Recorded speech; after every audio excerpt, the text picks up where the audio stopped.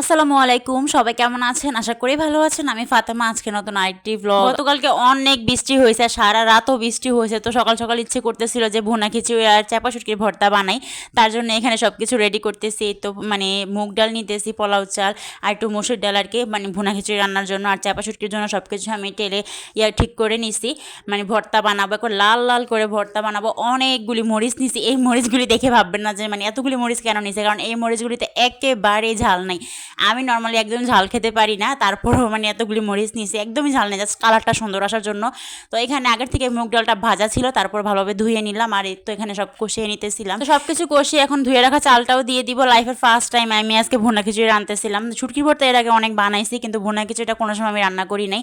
তো আজকে রান্না করতেছিলাম। রান্নাটা আমি শুরু করলেও আম্মু শেষ করছে রান্নাটা, মানে আমি পানিটা পরিমাণ মতো বুঝতে পারি নাই। তো আম্মু আর কি ঠিক মতো দিয়ে দিয়েছে। তাই আমি এর মধ্যে ভর্তাটাও বানিয়ে নিছি। একদম লাল লাল করে বানাইছি, কারণ একদম ঝাল নাই, কালারটা সুন্দর আসার জন্য অনেক মরিচ দিচ্ছি আর কি।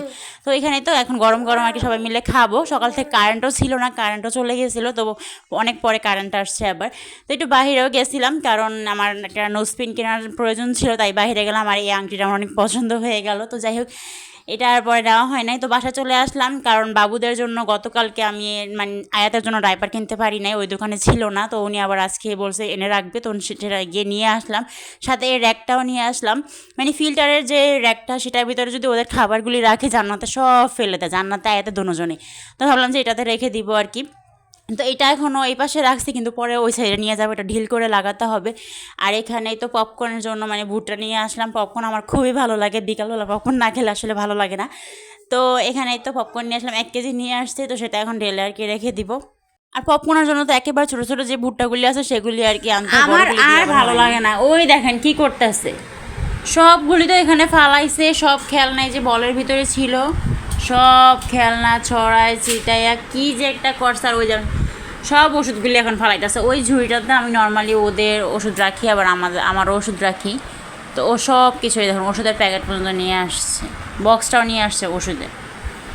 মানে ওরা এত কাজ করতে কে বলছে? আমি বলছি তুই আমার একটু কাজে হেল্প কর, এখানে সব ফালাই। জানাত বালিশগুলি উঠাও, জান্নাত বালিশগুলি উঠাও। তো আমার জান্নাতের অবস্থা মানে সব বালিশ ফেলে, খেলনা ঝুড়ি থেকে সব খেলনা ফেলে, মানে ঘরটা পুরো একাকার অবস্থা করে রাখছে।